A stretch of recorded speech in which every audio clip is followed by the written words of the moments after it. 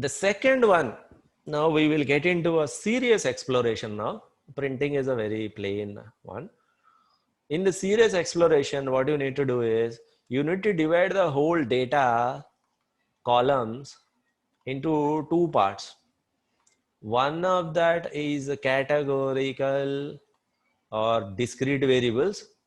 We handle them differently, either categorical or discrete, both of them are one group. The second one is continuous variable. Exploring continuous variables is different. Exploring categorical variables is different. We discussed it. Can somebody give me an example of exploring continuous variables? How do you explore continuous variable? What is the method of exploring continuous variables? Which method will you use for exploring continuous variables? If you want to know whether there are any outliers, whether there are any issues related to continuous variables, we look at their percentiles, we look at their box plot, right? These are all right answers. We look at their mean, we look at their median. Yeah, these are all right answers, right? Scatter plot comes under usually x1, x2 when you have two variables. Here we are exploring one by one variable only, okay? So some aggregate functions, etc., you can use. When it comes to either categorical or discrete variable, do you understand what are categorical variables or discrete variables? They are non-continuous, only a discrete number of values or classes that they can take. Okay, number of dependency either can be 0 or 1 or 2. It cannot be 1.5 or anything. Number of loans 1, 2 or 3. Those are all discrete variables. So first we will start with discrete variables or categorical or discrete variables. We take all of them in one shot, we explore them. To explore this, you need to create frequency tables. Very simple. How do you explore this? If you want to see all the unique values taken by all the unique categories, all the unique classes taken by this variable, then you can create the frequency table. First of all, let us go back to our data set. Tell me what are the continuous variables, what are the categorical variables. This one, is it continuous variable or the categorical variable? First variable, categorical or discrete? Yes or no? What about this one? Revolving utilization of unsecured loans and lines, credit utilization percentage. Is it continuous or categorical? Second one, write the number and tell me whether it is continuous or categorical. Write the number. Number 2 is continuous. Why it is continuous? Why it is continuous? Tell me. Credit utilization can be 0%, 0.01%, 0.02%. It can be any number. Continuous. It's a continuous value between 0 and 1. Isn't it? Age variable. Number 3, age variable. Age, in principle, it is continuous. But here it is taken as a numeric value or integer. Here it is kind of in between, middle. It's like it has 100 categories or something. It can be continuous. In reality, it is continuous variable. But in this case, since it has been considered as an integer, we will have only 80 categories from age 20 to age 100. We have discrete numbers in between. But most of you are right. In reality, it is continuous variable. It can be any value. Yeah. But here we have converted them as integer. So this is a mix of these categories. Categories are there, but large number of categories are there. Number 4. What about number 4? Number 4. Think about it, all of you. Let me not call that as categorical. Like categorical means non-numeric. These are known as discrete numeric. Discrete numeric. Let's be careful. This is also categorical type, but let me call that as discrete numeric. Isn't it? This is also discrete numeric. Why am I not saying categorical? Then the categorical variables will be like east, west, north, south, customer segment, segment 1, segment 2. Those are categorical, but exact right way of saying them is discrete. Debt ratio 5. All of you need to participate. Debt ratio 5 is continuous. Perfect. Monthly income 6, easy one. 6 is easy one. Monthly income 6. Continuous. It has to be continuous. What else it can be? Number of open credit lines and loans. Number of loans 7. Number of loans 7. 7. Discrete. Isn't it discrete? 7 is discrete. 7 is not continuous. Number of loans. Can you have 1.5 loans? Can you have 2.5 loans? 3.5 or 2.75 loans? Nope. Yes or no? Number of times 3 months late. What about this one? 8 is also discrete. Number of real estate loans? 9. What about 9? Real estate loans. Discrete. Discrete. 10. 2 months late frequency. 10. 10 is again discrete. What about 11? Number of dependents? Discrete. When it comes count and all that, it will be discrete. Let me put continuous or discrete. So this one is discrete. This is continuous. Age is somewhere in between. Let me put discrete for now. This is discrete. Debt ratio continuous. Monthly income continuous. Discrete. Discrete. Discrete. Discrete. Discrete. So take all these discrete variables, explore them, create the frequency tables for them. What is a frequency table? What are all the distinct values taken by it and what is their frequency? Let's say the distinct values taken by this variable are 0 and 1. 0 count and 1 count. Okay. Similarly, if you come to number of 30 days due and all that, the values taken by it and 0 count and 1 count. So let us come here, do the exploration of categorical or discrete variables. Okay.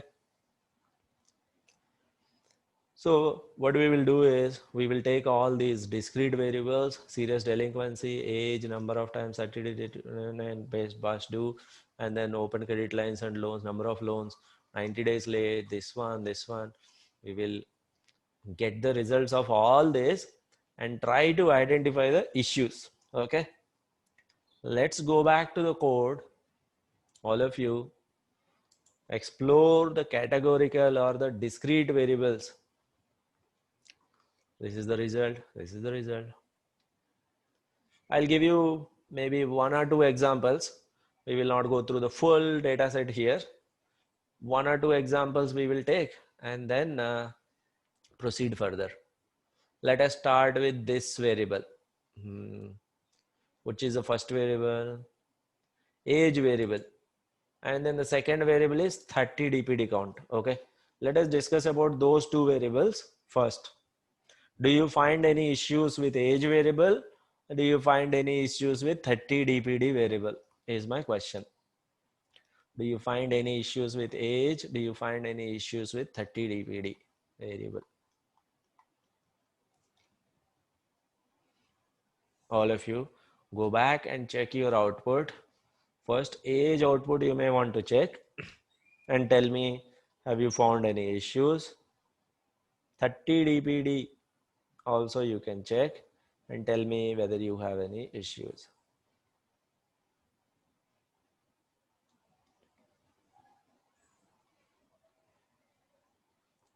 Age. What are the issues with age here? Looks like there are few values that are greater than 100. Yes. Looks like there are some extreme values. Can you check that, all of you? It's even fine if we do not get it here later on in the third pass, they will get detected. But quickly if we check, then we can see there are some, in fact, we can even draw box plot for it. We can consider this as a mix of continuous and discrete. So we can draw a box plot, then also we will get to know that age has some values beyond 100. Looks like age has some outliers in it. Yeah. We are just taking a note of this. That's it. Take a note, all of you. We have to come back to this. 30 DPD. Do you remember the limits of the 30 DPD? What are the limits of the 30 DPD? 0 to 24. 0 to 24, spot on. Are you finding any issues here? 96 and 98 values. Hey, how can within 24 bills you can be late for 96 times within 24 bills? How can you be late for 98 times, boss? Don't you think that is a bit of too much? I think the maximum value that is expected here is 24, but how will you get 96 and 94? Looks like there are some issues. Looks like this is a very big issue. Is it like negligible values like 2 3 records only, or a good frequency, good number of frequencies there? Is it just like 1 or 2 records, then I can ignore it, not a problem. Like I will simply delete 5 it. and 264. 264 is a big number. Now this I cannot ignore. Maybe 5 is also fine, but yeah, but 96 and 98 are appearing. All of you, have you understood why 96 and 98 is an issue? Because the maximum value that 30 dpd can take is 24 only. So till here looks everything is perfect. But beyond that, 96 and 94, it's a problem. Let's proceed with 1 or 2 more variables. Number of open credit lines and loans. In simple words, this is known as loans. Do you find any issues here? How many loans a person can have? 0, 1, 2, 3, 4, 5. There is a person with 58 loans, 60 loans, 40 loans. I think this is not common in real portfolios, isn't it? We are dealing with real data. I don't think this we expect from every customer. I think there is some issue here as well. What is that issue name? Outliers. So this one is okay, target variable. This one has issues. What is it? Greater than 100 is there. This one has issues. Can somebody tell me what is the issue? What is the issue in this one? 96, 98. What about the issue here? Outliers. Specifically more than 30 loans are there. Quickly pass through this. Next one, 90 days late. Do you find any issues? 90 days late. Let me write down. Let us take it like with every variable now. What are the issues with 90 days late? Have you found any issues here? 90 days late, 90 dpd. Same issue, 96, 98. Okay, 96, 98. The same issue as 30 dpd issue. Okay. Next one, loans, number of real in the chat window, try to write it. Number of real estate loans and lines. Do you find any issues? Do you find any issues with number of real estate loans and lines? Or somebody has 24 home loans, is it? I can't believe that. Itna sara ghar. 24 home loans. Now 54 home loans. Number of real, these are home loans. Having 4 home loans itself is a big deal, isn't it? Somebody owning 4 or 5 houses, but 6, 7, 10 home loans, 18 home loans. Remember, these are customers. These are not corporate credit cards or anything. These are customers, usual customers. So 24 home loans or beyond 20, I think beyond 10 home loans itself is a issue. एक भी variable ऐसा नहीं कि which is clean. What about this? Is this clean? Is this clean? So in terms of home loans, usual business knowledge tells us that somebody can have 4 or maximum 3 or 4 home loans. Okay. So basically those kind of questions like what can be the real limit, by studying the portfolio, by studying the business, we will get that idea. Number of loans, 60 dpd has the same issue as this one, is it? So 96 and 98, the same issue. 96 and 98 issue looks like it is a common issue. 96, 98 here, again 96, 98 here, 5 and 264, exactly 5 and 264, which is exactly 5 and 264. Looks like this is a common issue across all of them. We will come back to it. What about this? Is this clean? Shall we say it's okay, it is clean? Number of dependents 20. TK, there is a grandpa who has a big family. 20 dependents, TK. It's like it is still pass. Like compared to other ones, 20 dependents should not be an issue. But it has some other issue. What was it? Like it has some missing values, right? How many missing values are there in this? out of 1,50,000 records, 150,000 rows, how many missing values are there? How many rows are missing? Do the missing value count? I don't think it has the value issue with the value. 3924. Okay, 3,924 missing values out of 150,000 missing 150,000 rows. If we do the count of the missing values in depth ratio, you will find that. Looks like there is not even a single variable, that is clean. Monthly income, we haven't yet touched it, but number of dependents has through 23924 missing value. Okay. That is the story of exploring the discrete or categorical variables by looking at the simple frequencies. By looking at the frequencies, we will get to know what are all the values that they take and their corresponding frequencies. Then we can note down some of the issues. Again, this is first pass only.